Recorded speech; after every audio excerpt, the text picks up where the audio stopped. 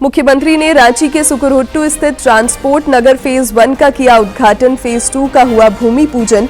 राजधानी के विस्तारीकरण के लिए मील का पत्थर बताया। बाबूलाल मरांडी ने सत्ता परिवर्तन का दोहराया संकल्प। कहा, पहली कैबिनेट में प्रमुख समस्याओं का होगा समाधान। चंपाई सोरेन ने पाकुड़ में मांझी परगना महासम्मेलन को किया संबोधित। शारदीय नवरात्र के पहले दिन मां शैलपुत्री की हो रही पूजा अर्चना। जैप 1 में कलश स्थापना के साथ पूजा शुरू। जवानों ने बंदूक से मां भवानी को दी सलामी। और गुमला में 5 नक्सलियों की गिरफ्तारी। रामगढ़ पुलिस ने भी 5 अपराधियों को किया गिरफ्तार। सरायकेला में 2 ब्राउन शुगर तस्कर धराए।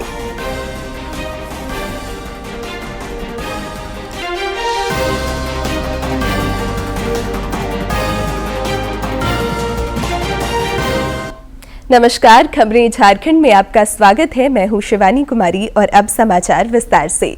राष्ट्रपति द्रौपदी मुर्मू आज उदयपुर के मोहनलाल सुखाड़िया विश्वविद्यालय के 32वें दीक्षांत समारोह में शामिल हुई। इस दौरान अपने संबोधन में उन्होंने कहा कि शिक्षा सशक्तिकरण का सबसे अच्छा माध्यम है। राष्ट्रपति ने कहा कि प्रतिस्पर्धा और तकनीक के क्षेत्र में तेजी से बदलाव के दौर में शिक्षा की उपयोगिता बनाए रखने के लिए विद्यार्थियों को स्पिरिट ऑफ द स्टूडेंट बनाए रखना जरूरी होगा। उन्होंने समाज के नवनिर्माण में भी युवाओं से भरसक योगदान का आह्वान किया। ये तेज गति से हो रहे बदलाव का समय है। ये बदलाव ज्ञान विज्ञान तथा टेक्नोलॉजी के क्षेत्र में भी तेजी से हो रहा है। इस बदलते परिवेश में अपनी शिक्षा की उपयोगिता बनाए रखने के लिए आपको निरंतर विद्यार्थी की मानसिकता यानी the spirit of the student को बनाए रखना होगा। आप तो जो शिक्षा आपने प्राप्त की है और जीवन यात्रा के लिए एक प्रस्थान बिंदु है। जीवन यात्रा का पूरा मार्ग आपको अपने निरंतर परिश्रम और निष्ठा के बल पर तय करना है। साध्यता में प्रमाद यानी मानसिक अध्ययन ना करने की सीख केवल विद्यार्थी जीवन में ही नहीं बल्कि आजीवन साथ देती है। आपको व्यक्तिगत महत्वाकांक्षा और सामाजिक संवेदनशीलता दोनों का समन्वय बनाकर आगे बढ़ना। मुख्यमंत्री हेमंत सोरेन ने आज रांची के सुकुरहुट्टू स्थित नवनिर्मित ट्रांसपोर्ट नगर फेज 1 का उद्घाटन किया। साथ ही ट्रांसपोर्ट नगर फेज 2 का शिलान्यास भी किया। रांची को आज सुकुरहुट्टू में बने ट्रांसपोर्ट नगर की सौगात मिली। मुख्यमंत्री हेमंत सोरेन ने ट्रांसपोर्ट नगर फेज 1 का उद्घाटन किया। साथ ही ट्रांसपोर्ट नगर फेज 2 का भूमि पूजन भी किया।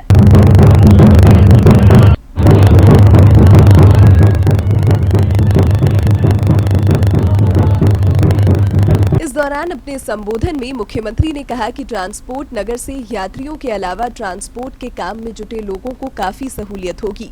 उन्होंने कहा कि आने वाले समय में सुकुरहुट्टू के इस क्षेत्र में कई विकास के कार्य किए जाएंगे।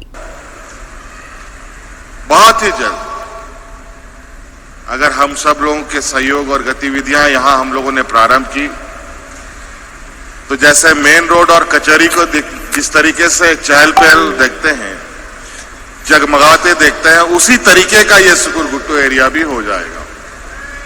मुख्यमंत्री ने भरोसा जताया कि यह ट्रांसपोर्ट नगर राजधानी रांची के विस्तारीकरण में महत्वपूर्ण भूमिका निभाएगा और मील का पत्थर साबित होगा। शहर के विस्तार के लिए ये ट्रांसपोर्ट नगर एक अत्यंत ही महत्वपूर्ण भूमिका निभाएगा। यूं कहिए ये मील का पत्थर साबित होगा। इस अवसर पर नगर विकास तथा आवास मंत्री हफीजुल हसन और सांसद महुआ माझी समेत अन्य गणमान्य लोग मौजूद थे। रांची से ब्यूरो के भाजपा के प्रदेश अध्यक्ष बाबूलाल मरांडी ने सत्ता परिवर्तन का संकल्प दोहराया है।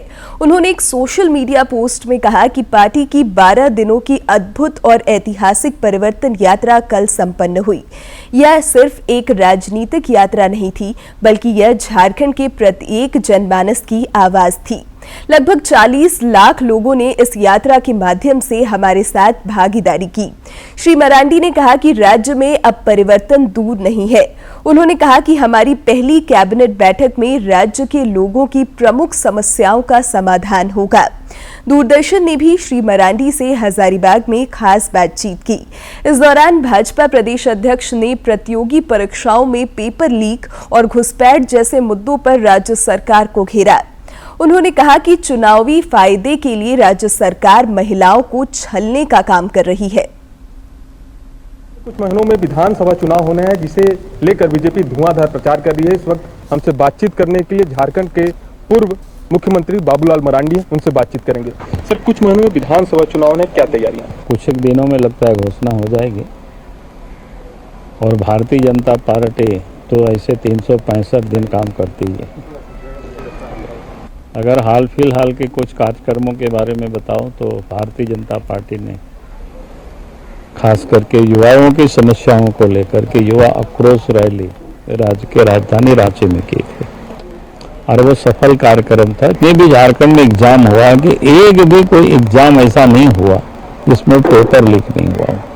और मैं इसको कहता हूँ पेपर लीक नहीं हुआ बल्कि पेपर को लीक कराया गया। लोगों को पता है झारखंड में हमारी जो माँ बहनें हैं वो लोग आज सवाल कर रहे हैं कि भाई हेमंत सोरेन जी अगर यही मैया योजना चलाना होता तो पहले 1 साल से पहले से क्यों नहीं चलाया कब से, जब चुनाव घोषणा होने वाली है। हेमंत सोरेन एक ऐसे व्यक्ति हैं जो बाबूजी का जो कसम खाए और उसको भी पूरा नहीं किया, तो आज झारखंड की महिलाएं कैसे विश्वास करेगी। झारखंड में बांग्लादेशी घुसपैठ का मुद्दा लगातार आप उठा रहे हैं, जिसमें कह रहे हैं कि डेमोग्राफी कम हुई है। नहीं, उठा नहीं रही, ये तो आप ऑन रिकॉर्ड है सब कुछ। आप अगर सेंसस की रिपोर्ट देखेंगे 2000 क्या कहते हैं जब देश आज़ाद हुआ तो आज़ादी के बाद 1951 में सेंसस हुआ था। उस समय की आबादी उनकी क्या थी और आज आबादी क्या है। और उधर से जो रोहिंग्या मुसलमान घुसपैठ करके झारखंड की धरती में और देश में भी आए, क्योंकि झारखंड बंगाल से सटा हुआ है और बंगाल से तुरंत झारखंड में लोग प्रवेश करते हैं, बांग्लादेश से बंगाल और बंगाल से झारखंड। तो ये डेमोग्राफी साफ दिखता है। आप कोई चोरी करता हो, चोरी कराता हो, उसको चोर ही नहीं कहेंगे। अगर हम उसको चोर कहें तो उसको बड़ा तकलीफ हुआ। तो भाई आप हमको क्या कहते हैं उसको असत्य साबित कर दीजिए, आपने सारी चीज़ों की चोरी नहीं करवाया हो पूरे 5 साल। ये थे झारखंड के पूर्व मुख्यमंत्री बाबूलाल मरांडी, जो डीडी न्यूज से अलग अलग मुद्दों पर बात कर रहे थे। Somesh Patel, DD news, Hazaribagh, Jharkhand. पाकुड़ के गोकुलपुर हटिया मैदान में मांझी परगना महासम्मेलन का आयोजन हुआ, जिसे पूर्व मुख्यमंत्री सह भाजपा नेता चंपाई सोरेन ने भी संबोधित किया। इस दौरान उन्होंने संथाल में घुसपैठ और डेमोग्राफी बदलाव पर चिंता जताई। श्री सोरेन ने कहा कि राज्य में आदिवासियों के अस्तित्व पर खतरा मंडरा रहा है। माटी, बेटी और रोटी को बचाने की इस जद्दोजहद में समाज को एकजुट होने की जरूरत है। कोई उसको आश्रय दिया है, इसीलिए इतना एक तो बस्ती मिटते जा रहा। हमने के दर्जन का चिट्ठी आ चुका है। हम जब बड़ा बैसी बुलाएंगे उस समय यहाँ का देश परगना हम लोग विचार करके निर्णय लेंगे कि आप क्या। जेएसएससी सीजीएल परीक्षा रद्द करने और पेपर लीक मामले की उच्च स्तरीय जांच की मांग को लेकर छात्र समन्वय समिति द्वारा बुलाई गई झारखंड बंद का आज संथाल परगना में व्यापक असर दिखा। साहिबगंज, दुमका, देवघर समेत अन्य जिलों में बंद समर्थक सड़कों पर उतरे। इस दौरान गाड़ियों के पहिए थमे दिखे। छात्र नेताओं ने परीक्षा आयोजन में अनियमितता और धांधली का आरोप लगाया तथा राज्य सरकार को आड़े हाथों लिया। तो हमारे झारखंड का जो सपनों का झारखंड, अपना झारखंड जिस करने के लिए हम लोग सोचते हैं, हमारा नौकरी, हमारा देश में हमारा राज होगा और आज इस तरह की नौकरियां बेचा जाएगा तो हम लोग नौकरी करेंगे कहाँ। आज ये पहली बार नहीं है, जितने बार एग्ज़ाम हुआ, आज ये केवल जेएसएससी की बात मत कीजिए, ये पीजीटी का ले लीजिए, चाहे और भी एग्ज़ाम का ले लीजिए। अभी चौकीदार का जो बहाली हो रही है, हर एक जिला में अपना अपना अलग अलग नियम कर रहे हैं। भैया ये कहाँ का नियम है? एक नियम बनाइए ना हर एक जिला। विधानसभा चुनाव को लेकर राज्य में राजनीतिक सरगर्मी लगातार बढ़ती जा रही है। झारखंड लोकतांत्रिक क्रांतिकारी मोर्चा JLKM ने विधानसभा चुनाव के लिए 6 प्रत्याशियों का ऐलान कर दिया है। पार्टी प्रमुख जयराम महतो खुद डुमरी से चुनाव लड़ेंगे। जमुआ से रोहित कुमार दास को प्रत्याशी बनाया गया है। मोतीलाल सरकार राजमहल से JLKM उम्मीदवार होंगे, जबकि तमाड़ विधानसभा क्षेत्र से द्रुमयंती मुंडा चुनावी मैदान में होंगे। सरायकेला से प्रेम मार्डी जबकि छतरपुर से प्रीति राज को उम्मीदवार बनाया गया है। इधर विधानसभा चुनाव को लेकर प्रशासनिक तैयारियां भी जारी हैं। मुख्य निर्वाचन पदाधिकारी कार्यालय की पहल पर भारत निर्वाचन आयोग के द्वारा आज रांची स्थित निर्वाचन सदन में चुनाव से संबंधित पदाधिकारियों के लिए ऑनलाइन माध्यम से 2 दिवसीय रिफ्रेशर ट्रेनिंग का आयोजन किया गया। इस ट्रेनिंग प्रोग्राम में झारखंड के साथ साथ महाराष्ट्र के भी निर्वाचन से जुड़े पदाधिकारियों को आयोग के प्रशिक्षकों ने चुनाव कराने संबंधित विभिन्न विषयों पर प्रशिक्षण दिया। आदि शक्ति माता दुर्गा की आराधना का 9 दिवसीय पर्व शारदीय नवरात्र आज से शुरू हो गया है। नवरात्र के पहले दिन आज सवेरे से ही मां दुर्गा के शैलपुत्री स्वरूप की पूजा के लिए मंदिरों में श्रद्धालुओं का तांता लगा हुआ है। की आराधना के साथ साथ कलश अथवा घट की स्थापना भी की जाती है। इसके साथ ही पूरे 9 दिनों तक अखंड दीपक जलाया जाता है। नवरात्र भारत में सबसे जीवंत और व्यापक रूप से मनाए जाने वाले त्योहारों में से एक है, जो देवी दुर्गा के 9 अवतारों को समर्पित है।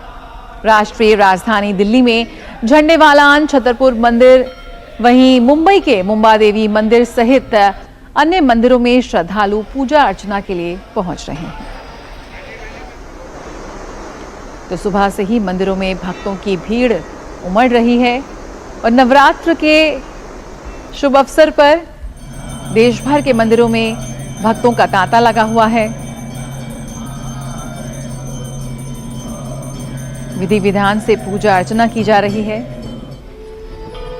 खासतौर पर उत्तर भारत में नवरात्र की बहुत मान्यता है। आज से नवरात्र के उपवास की भी शुरुआत हुई है।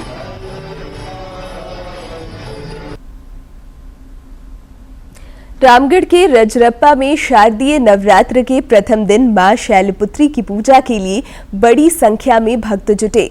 इस दौरान विशेष भंडारा का भी आयोजन हुआ। रामगढ़ के रजरप्पा स्थित मां छिन्नमस्तिके प्रक्षेत्र में शारदीय नवरात्र को लेकर वातावरण भक्तिमय हो गया है।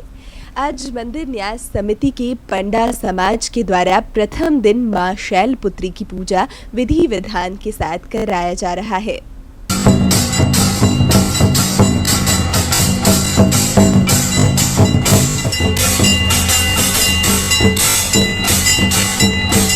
मंदिर में श्रद्धालुओं की आज सुबह से ही पूजा अर्चना के लिए आने जाने का सिलसिला जारी है।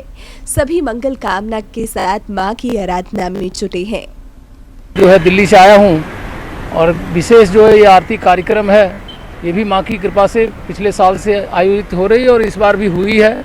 इनकी कृपा है। लगता है कि सच्चे दिल से जो भी मानो उसकी मान्यता काफ़ी होती है, वो पूर्ण होती है, तो काफी अच्छा लगता है यहाँ पे। मंदिर न्यास समिति के पुजारी पप्पू पंडा ने बताया कि भक्तों की सुविधा के लिए व्यापक प्रबंध किए गए हैं।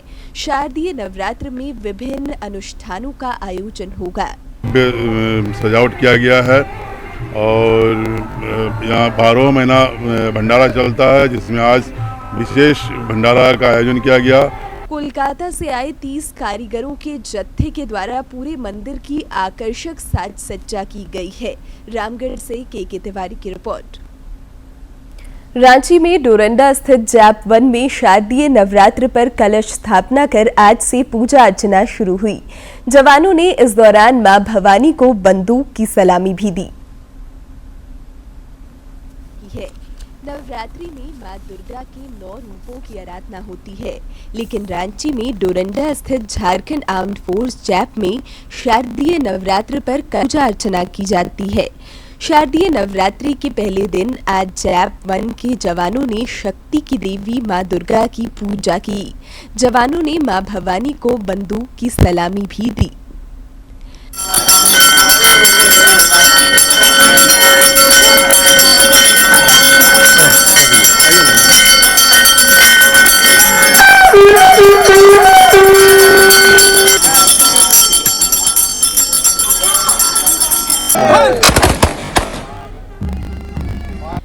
डोरंडा स्थित जैप परिसर में वर्ष 1880 से पूजा हो रही है। खास बात यह है कि यहाँ प्रतिमा की जगह कलश की स्थापना कर पूजा होती है। 9 दिन तक का उपवास का पूजा रहता है। यह आपको 1880 से चलते आ रहा है। 1880 से चलते आ रहा है। भवानी का आज शैलीपुत्री का पूजा है। फर्स्ट शैलीपुत्री का पूजा करते हैं, उसके बाद में देवियों में सब जाके बैठ के पूजा करते हैं। जैप 1 के कमांडेंट राकेश रंजन ने बताया कि यह पूजा जैप परिवार के लिए बेहद खास है और इसमें सभी बढ़ चढ़ कर हिस्सा लेते हैं। तब जितने भी सबसे ज़्यादा दुर्गम इलाके होते थे वहाँ पे ये लोग काम करते आए और इन्होंने अपनी शहादत से झारखंड और बिहार में जो है एक शांति और समृद्धि का माहौल कायम किया था। आज भी ये सभी जितने भी इम्पोर्टेंट ड्यूटीज़ होते हैं वहाँ पे लगे हुए रहते हैं और हम लोग ये उम्मीद करते हैं कि माता की कृपा से हमेशा जैप 1 का जो नाम है और गोरखा वाहिनी का जो नाम है, ये नाम और प्रतिष्ठा हमेशा बनी रहेगी और ये और ऊपर चल जाएगी। जैप 1 में महानवमी पर 11 अक्टूबर को कन्या पूजन भी होगा, साथ ही शस्त्र पूजा भी होगी। रांची से असीम की रिपोर्ट। केंद्रीय वित्त मंत्री निर्मला सीतारमण ने कहा है कि ग्रामीण भारत में आकांक्षी नए भारतीयों का एक नया वर्ग उभर रहा है। उन्होंने एक सोशल मीडिया पोस्ट में कहा कि प्रधानमंत्री नरेंद्र मोदी ने ग्रामीण गरीबों को देश की विकास गाथा में भाग लेने के लिए कई पहल किए हैं। कहा कि पहले की सरकारों ने ग्रामीण गरीबी की अनदेखी की, साथ ही साथ विकास पथ पर किस तरीके से ग्रामीण भारत बढ़ रहा है इसका जिक्र उन्होंने किया। उन्होंने कहा कि विपक्ष ने ग्रामीण भारत की प्रगति को अवरुद्ध किया, जबकि मोदी सरकार ने गरीब समर्थक सुधारों और कल्याणकारी नीतियों के साथ ग्रामीण भारत को सशक्त बनाया। विकास पथ पर बढ़ते ग्रामीण भारत की जो अनदेखी पिछली सरकारों ने की, लेकिन मोदी सरकार ने गरीब समर्थक सुधारों और नीतियों के साथ ग्रामीण भारत को और मजबूती दी है, इसको सशक्त बनाया है। साथ ही उन्होंने कहा कि पीएम जनधन योजना के तहत नए बैंक खाते खोले गए और खासतौर से ग्रामीण भारत में क्रेडिट ड्रिवन कंजम्पशन में उछाल का श्रेय भी वित्त मंत्री ने इस योजना को दिया। पीएम जनधन योजना से कंज्यूमर फाइनेंसिंग को बढ़ावा मिला है। साथ ही अलग अलग रिपोर्ट्स की अगर बात की जाए तो उनके हिसाब से ग्रामीण भारत में अब 62% दोपहिया वाहनों की खरीद क्रेडिट द्वारा हो रही है, यानी क्रेडिट पे की जाती है। जो शहरी आंकड़े हैं वो करीब 58% ही हैं और साथ ही इलेक्ट्रॉनिक्स और स्मार्टफोन की क्रेडिट संचालित खरीदारी भी तेजी से बढ़ रही है। ग्रामीण उपभोक्ताओं के लिए टू व्हीलर ऑनरशिप अब ज्यादा आसान हो गई है। हीरो मोटोकॉर्प की बात की जाए, होंडा मोटरसाइकिल और स्कूटर इंडिया ने इसकी पुष्टि की है। मोदी सरकार के उन्नत डिजिटल बैंकिंग इंफ्रास्ट्रक्चर, तेज लोन अप्रूवल और ज्यादा आकर्षक फाइनेंसिंग ऑप्शन से ग्रामीण उपभोक्ताओं के लिए टू व्हीलर ओनरशिप को अब ज्यादा आसान बना दिया गया है। उच्चतम न्यायालय ने कई राज्यों में जाति के आधार पर कारागारों में कैदियों को काम देने के मामले पर बड़ा फैसला सुनाया है। अदालत ने कहा है कि जाति के आधार पर ऐसा भेदभाव अनुचित है। सर्वोच्च न्यायालय ने कहा कि 2016 के सेंट्रल प्रिजन मैनुअल में कई खामियां हैं, क्योंकि इसमें जाति के आधार पर काम के बंटवारे में रोक का कोई प्रावधान नहीं है। मुख्य न्यायाधीश DY चंद्रचूड़ की बेंच ने कहा कि जाति के आधार पर काम का बंटवारा असंवैधानिक है। अदालत सभी राज्यों को नियमों में बदलाव करने के निर्देश दिए हैं। साथ ही दोषी और विचाराधीन कैदी के रजिस्टर में जाति कॉलम को हटाने का आदेश दिया है। मामले में 3 महीने बाद फिर से सुनवाई होगी, तब तक राज्यों को अपने जेल मैनुअल में बदलाव करना होगा। धनबाद में कोयला चोरी मामले में पुलिस की संलिप्तता की जांच अब CBI करेगी। हाईकोर्ट में इस मामले को लेकर आज सुनवाई हुई, जिस पर अदालत ने यह आदेश सुनाया है। इस मामले में हाईकोर्ट में एक जनहित याचिका दायर की गई थी। गुमला में 5 लाख रुपए का एक इनामी नक्सली सब जोनल कमांडर रंथू उरांव को पुलिस ने गिरफ्तार किया है। उसकी निशानदेही पर 4 अन्य नक्सली भी दबोचे गए हैं। दक्षिणी छोटा नागपुर प्रमंडल के पुलिस उप महानिरीक्षक अनूप बिरथरे ने बताया कि इन नक्सलियों के पास से एक कार्बाइन, 3 राइफल, 3 देसी कट्टा और 1 देसी बंदूक समेत अन्य चीजें बरामद की गई है। डीआईजी ने बताया कि सब जोनल कमांडर के खिलाफ गुमला, लोहरदगा और लातेहार जिलों में 77 मामले दर्ज थे और यह कई हिंसक मामलों में वांछित था। उन्होंने कहा कि इसकी गिरफ्तारी के साथ ही गुमला में माओवादियों का दस्ता पूरी तरह से समाप्त हो गया है, जो पुलिस के लिए बड़ी कामयाबी है।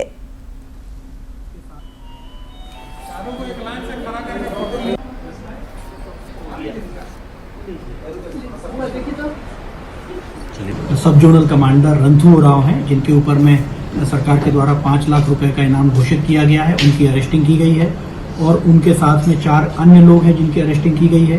रंथू उरांव गुमला में बहुत ही महत्वपूर्ण माओवादी कमांडर रहा है, जो कि गुमला, सिमडेगा और लातेहार में 77 लगभग कांडों में वांछित हैं। कई बहुत ही गंभीर घटनाएं जिनमें पुलिसकर्मी शहीद हुए हैं, चैनपुर थाना अंतर्गत, गुरदरी थाना अंतर्गत और गुमला के अन्य इलाकों में, उन घटनाओं में ये शामिल रहा। इधर रामगढ़ में पुलिस ने एटीएम काटकर पैसे उड़ाने वाले गिरोह के सरगना समेत 5 अपराधियों को गिरफ्तार किया है। सरगना की गिरफ्तारी हरियाणा से हुई है। रामगढ़ पुलिस अधीक्षक अजय कुमार ने बताया कि इनके पास से 4 महंगी बड़ी गाड़ियां, आधा दर्जन मोबाइल के अलावा 1,70,000 रुपया नगद बरामद किया गया है। पैसे होते हैं वो ये अपराधी उसको ले जाते हैं, वो न्यू हरियाणा उसको पैसे को ले जाते हैं और इसमें बरामदगी जो सामान हुई है उसमें जो घटना में कारित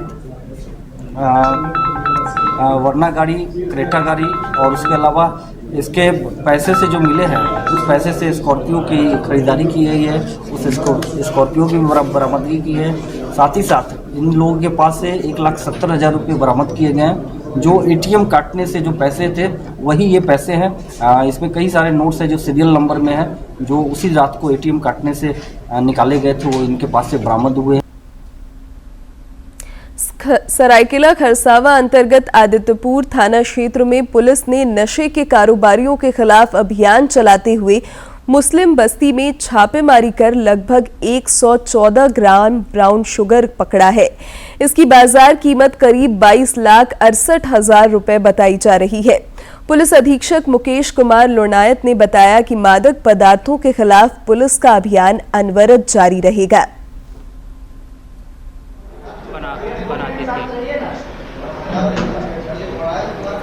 पिछले 2 महीनों में करीब 14 अपराध कर्मियों को आदित्यपुर थाना से अवैध ब्राउन शुगर की खरीद फरोख्त के आरोप में गिरफ्तार करके जेल भेजा गया है। इसके अलावा निरोधात्मक कार्रवाई के तहत भी डोली परवीन, जो यहाँ की एक कुख्यात ड्रग पेडलर थी, उसके विरुद्ध भी पिट एनडीपीएस के तहत प्रस्ताव समर्पित किया। गढ़वा जिले में ऑपरेशन मुस्कान के तहत पुलिस ने तकनीकी शाखा की मदद से गुम हुए 63 मोबाइल को बरामद कर उनके वास्तविक मालिकों को सौंपा है। लोगों ने पुलिस की इस पहल की सराहना की और आभार जताया। पीएम इंटर्नशिप योजना पोर्टल की आज से शुरुआत हुई। इस योजना के तहत 1 करोड़ युवाओं को नौकरियां मिलेंगी। आइए जानते हैं इस योजना की विशेषताओं के बारे में। वाले युवाओं को स्किल ट्रेनिंग देंगी। पीएम इंटर्नशिप योजना 2 फेज में चलाई जाएगी। पहले फेज में 30 लाख युवाओं को ट्रेनिंग दी जाएगी। स्कीम के दूसरे फेज में 70 लाख युवाओं को ट्रेनिंग दी जाएगी। इस योजना से युवाओं को तो लाभ होगा ही, इसके अलावा कंपनियों को भी फायदा मिलेगा। पीएम इंटर्नशिप स्कीम के तहत इंटर्नशिप करने वाले युवाओं को हर महीने कुछ स्टाइपेंड भी दिया जाएगा। हर इंटर्न को हर महीने 5,000 रुपये दिए जाएंगे। इसमें से 4,500 रुपये सरकार देगी, तो वहीं 500 रुपया कंपनी अपने CSR फंड से देगी। इंटर्न को ये पैसा 1 साल के लिए मिलेगा। 21 से 24 साल उम्र के जो 10वीं पास कैंडिडेट्स हैं, जिनके परिवार की सालाना आय 8 लाख से ज़्यादा नहीं है, वे इस योजना का लाभ ले सकते हैं। और खासतौर से कैंडिडेट की फैमिली में कोई सरकारी नौकरी में और इनकम टैक्स के दायरे में नहीं होना चाहिए, इसके लिए शर्त रखी गई है। और वे किसी इंस्टीट्यूट से फुल टाइम कोर्स ना कर रहे हों। तभी वो इस स्कीम के दायरे में आ पाएंगे। कैंडिडेट आज लॉन्च होने वाले पोर्टल पर अप्लाई कर सकते हैं। और अब बात मौसम की। राज्य में पिछले 24 घंटे के दौरान बहुत कम क्षेत्रों में हल्के से बहुत हल्के दर्जे की बारिश हुई। मौसम विज्ञान केंद्र रांची ने 4, 5 और 6 अक्टूबर को कुछ इलाकों में आंधी और वज्रपात को लेकर चेतावनी जारी की है। वैसे 9 अक्टूबर तक राज्य में हल्के से मध्यम दर्जे की बारिश का पूर्वानुमान है। अगले 2 दिनों के दौरान अधिकतम तापमान में किसी बड़े बदलाव की उम्मीद कम है, लेकिन उसके बाद इसमें 2 से 3 डिग्री सेल्सियस तक की गिरावट हो सकती है।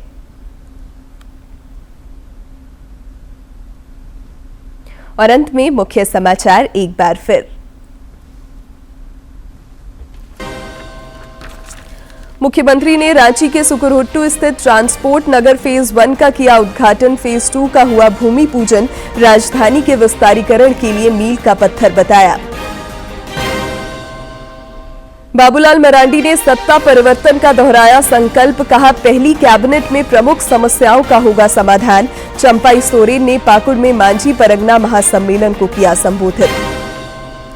शारदीय नवरात्र के पहले दिन मां शैलपुत्री की हो रही पूजा अर्चना। जैप 1 में कलश स्थापना के साथ पूजा शुरू। जवानों ने बंदूक से मां भवानी को दी सलामी। और गुमला में 5 नक्सलियों की गिरफ्तारी। रामगढ़ पुलिस ने भी 5 अपराधियों को किया गिरफ्तार। सरायकेला में 2 ब्राउन शुगर तस्कर धराए।